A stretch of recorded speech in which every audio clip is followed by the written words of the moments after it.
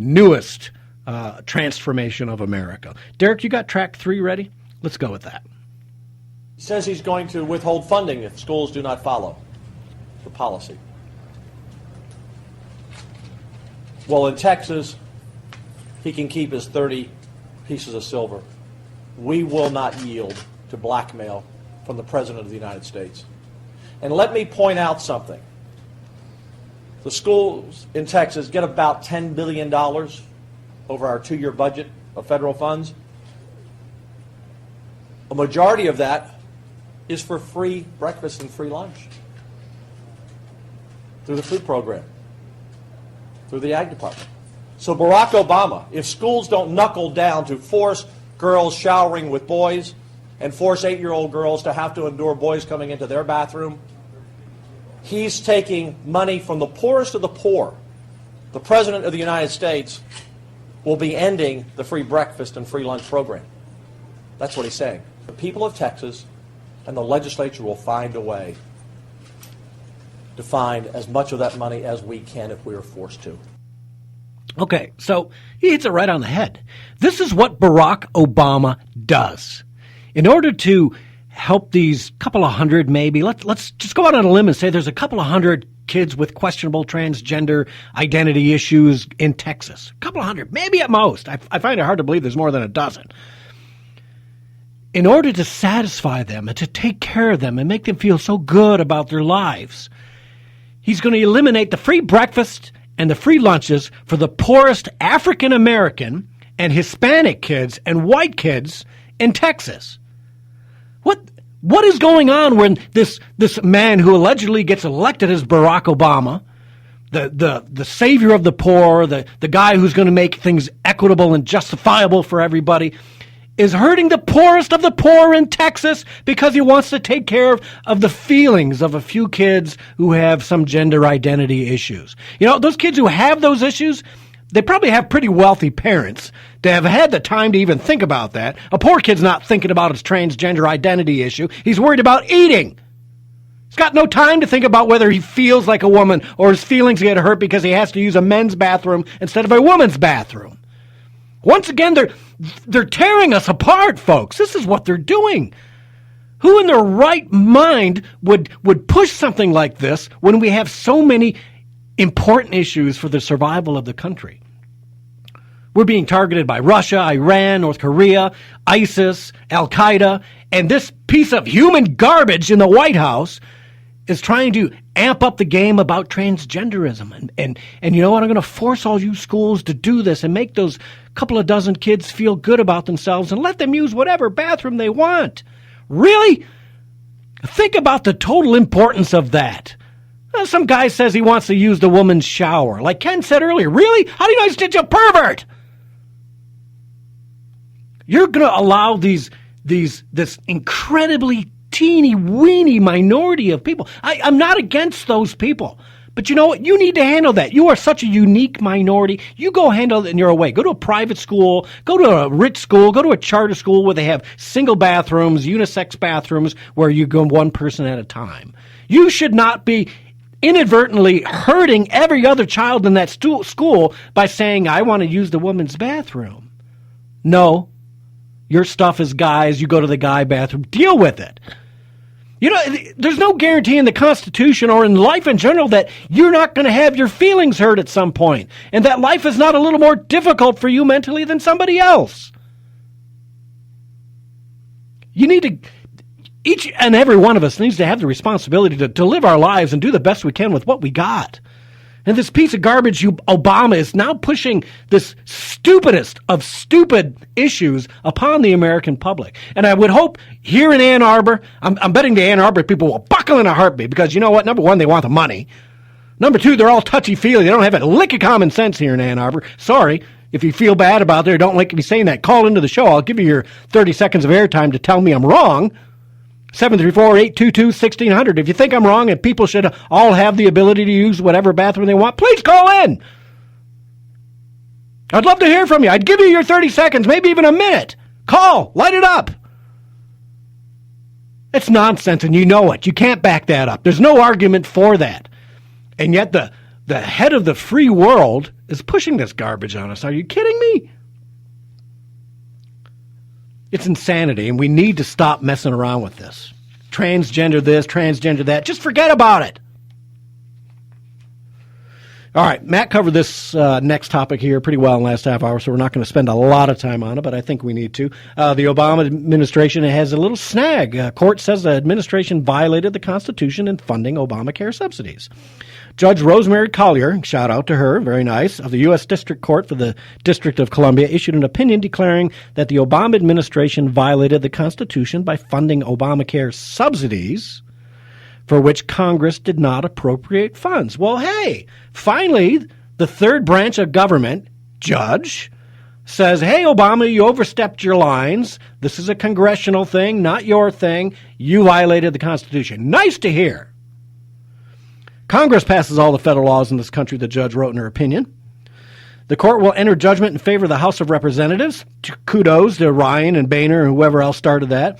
And enjoin the use of unappropriated monies to fund reimbursements due to insurers under Section 1402. Okay, that is great news.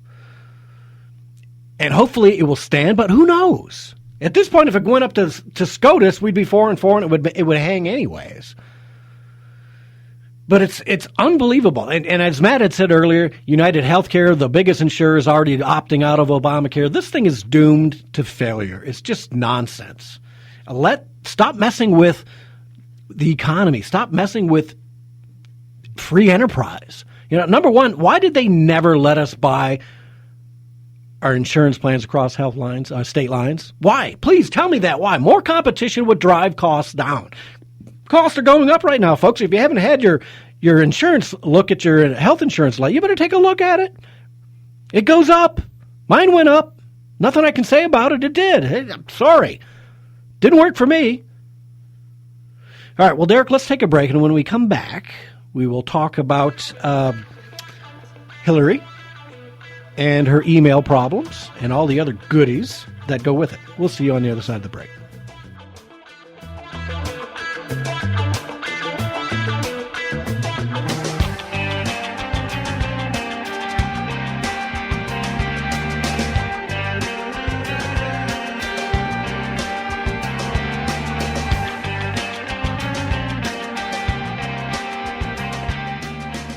It's time for This American Voice with Theron, brought to you by A&H Lawn Service. Now here's Theron. We, the thinking, are rightfully angry. The media is quick to vilify us for it. And many politicians are quick to call us low information because we're angry. How can any thinking and patriotic American not be angry? We've seen our jobs shipped off to China, Mexico, and India. What jobs we have left are milked for tax dollars to pay for so-called foreign aid for every country in the world except ours, at the expense of our highways, bridges, and infrastructure. Not $1 spent to harden our electric grid. Our energy costs soar as we sit on a sea of oil, natural gas, and coal, all of which is locked down tight by politicians that make exorbitant salaries, paid for by our tax dollars. And the final straw, breaking the angry camel's back, is that when a presidential candidate finally stands up and says enough is enough, he's not only vilified by the media and fellow candidates as racist, he's set upon by Occupy communist revolutionaries, and then he's blamed for it by the media and his fellow candidates. And only one presidential candidate is standing against Islam. All the rest put their tails between their legs and kiss up to it. One man stands with We the Thinking, and the thinking can easily figure out which man that is.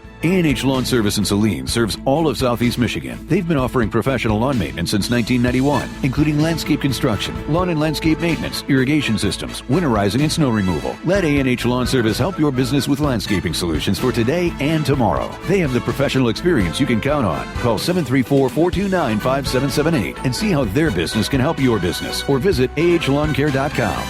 Hines Park Lincoln wants to introduce you to the personal luxury dealership experience you deserve. How? It starts with their pledge that owning a Lincoln should be just as exceptional and personal as driving one. Hines Park invites you to personally experience their time-honored tradition of luxury service and hospitality at their world-class dealership serving all of Metro Detroit. Hines Park Lincoln is located in Plymouth on Ann Arbor Road just off of I-275 and online at hinesparklincoln.com. The Second Amendment to the Constitution of the United States of America, brought to you by the Vincent Law Firm. A well-regulated militia being necessary to the security of a free state, the right of the people to keep and bear arms shall not be infringed. Thank you, forefathers, and thank you, Vincent Law Firm, for supporting that Bill of Rights and that document 24/7. The Vincent Law Firm, located at 302 North Huron Street in Ypsilanti, Michigan. Contact the Vincent Law Firm at 734-487-4970 or visit the Vincent Law Firm on the web at vincentlegalservices.com. So you've got to take a state construction license exam or certification. Can't decide on what books or what chapters to study? Discover right now how you can eliminate unnecessary books and wasted study time. At contractorexam.com, their study materials zero in on state-required test topics in an effective multiple-choice format. So whether you're a plumber, electrician, general contractor, or other construction-related trade, contractorexam.com will help get you prepared. Visit www.contractorexam.com today. You're catching the drift. Gary Wellings and the Drift on Wham Talk 1600. Call 734-822-1600 to join in the discussion. And welcome back. Thanks for tuning in to catch my drift here at Wham Talk 1600. And before we get back into the meat of Hillary Clinton bashing, which I'm about to commence, let me take care of a little business.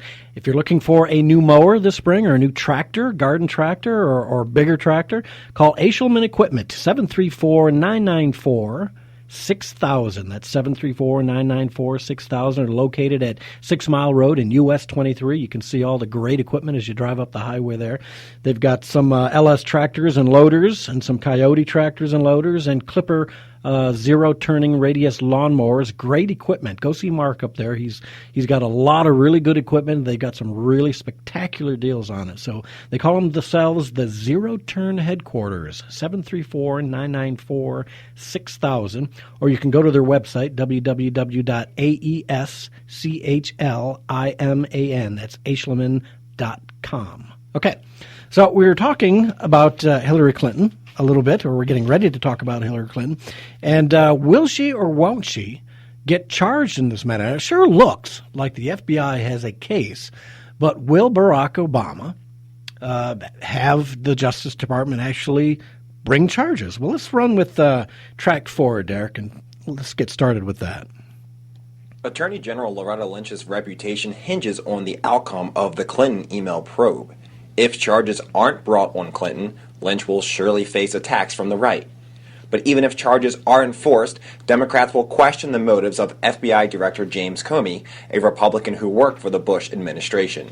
The stakes are huge given Clinton's status as the likely Democratic presidential nominee, underscoring the pressure on the Justice Department. Charges against her or her aides could wound her presidential bid, while silence would ease her path to the White House. All right, so this is huge. When you think about it, here is the leading frontrunner, expected nominee of the Democratic Party. And if she is indicted, if charges are brought, the Democratic National Committee has to make a decision. Are we going to run somebody under charge, who's under suspicion and been charged and indicted as President of the United States? Now, they could, and I think I've said it before, 53% of Democrats would still vote for her even though she's indicted. How insane is that? But that's the way people think in this country nowadays. Otherwise, they're stuck with Bernie. I think that's the only reason Bernie's hanging in there. He's thinking that there could very well be. I'm going to make my prediction. I think there will be charges brought against Hillary Clinton. Whether they happen in time before the elections or after the election, I don't know. But I think charges will eventually be brought. Because I think when it comes down to it, the Clinton Foundation is competition for what will be Barack Obama's post-presidential global foundation. He doesn't want to be vying and competing with the Clinton Foundation for money for his new gig. I mean, this man has some huge plans post-presidential. He wants to have this giant global foundation. He wants to possibly work at the UN. There's a lot of things old Barack wants to do. And with Hillary Clinton in the slammer somewhere, it would make his job easier having the Barack Obama Foundation to get money versus the Clinton Foundation money. Now, again, it might come down to timing. You know, if it comes too soon, he may be asked to give her a pardon. So maybe he doesn't want her to be charged and found guilty until after he's out of office. That's the possibility. I think the charges will come. I just don't know whether they'll come in time to keep her from being, and knowing what we've seen from the media and knowing what we've seen from this Justice Department, they probably won't come out until after she's been elected, at which point all cards are on the table. She can do anything she wants if she's elected and then found guilty, right? Can she pardon herself? I don't know. Can she be impeached? Well, the Republicans probably wouldn't have enough guts to bother impeaching her anyway.